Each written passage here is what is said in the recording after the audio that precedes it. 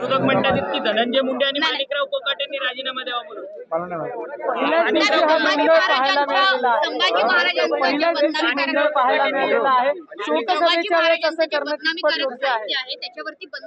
भगवान असं आहे की संभाजी महाराजांचा इतिहास अतिशय ज्वलंत आहे। जिथे जिथे त्यांना चुकीच्या स्वरूपात दाखवण्यात आलं असेल, लिहिण्यात आलं असेल, मला असं वाटतं की त्याच्यामध्ये सुधारणा करायला पाहिजे। काय चुकीचा इतिहास जो आहे नवीन पिढीसमोर संभाजी महाराजांचा जाता कामा नये। संभाजी महाराज अवघ्या 9 वर्षामध्ये जवळजवळ 125 ते 150 लढाया लढले आणि सगळ्याच्या सगळ्या लढाया ते जिंकलेले आहेत। तर अतिशय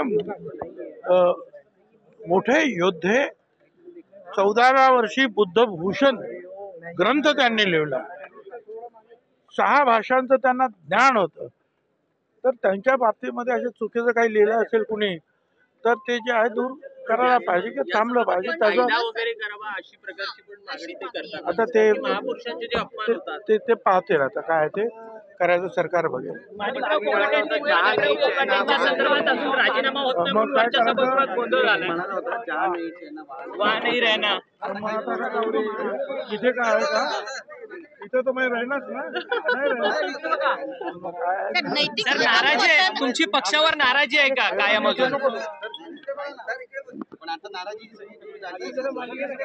हॅलो अरे चला जाऊ दे झालं मला काय पाहिजे तुम्हाला साहेब एकंदरीत नैतिक अधपतन सिद्ध झाल्याशिवाय अशा प्रकारची राजीनाम्याची मागणी त्याच्यावर निर्णय होऊ शकत नाही असं म्हणतात। आता असं आहे ना की काय नैतिक आणि काय अनैतिक आहे ते मुख्यमंत्री उपमुख्यमंत्री आणि जे आहेत कारभारी आहे ते ठरवतील। मी त्याच्यावर काय बोलू शकतो? व्याख्या फक्त मुख्यमंत्री उपमुख्यमंत्री ठरवू शकतात। नैतिकतेची व्याख्या नेमकी काय महाराष्ट्र विचारली? अरे ते त्याचा विचार करतील ना। विरोधी पक्षांनी काय मान्य काय बोलले असतील त्याच्यावर ते उत्तर देतील ना तुम्हाला। सिनियर नेत्यांना डावलण्याचं काम सध्या राज्यात सुरू आहे का? कारण की सुधीर मुनगंटीवार तुमच्यासारखे जे अनुभवी नेते आहेत ते मंत्रिमंडळात नाहीये। तुम्ही वारंवार आपली नाराजी सुद्धा बोलून दाखवली असं काय? मग काय करू? आपण सातत्याने डावललं जात आहे। असं आहे की मला जे काय बोलायचं आहे ते मी बोललेलो आहे। परत परत परत परत ते दळण्याची माझी इच्छा नाही। परंतु उपमुख्यमंत्री अजित पवार तुम्ही म्हणालात अजित पवारांना जाऊन तुम्ही भेटणार आहात। कधी बोललो? फोन झालेला अजित पवार त्यांचा आलाय ते बोलवते भेटायला बोलवलं का? ते म्हणतील त्यावेळेला बघू।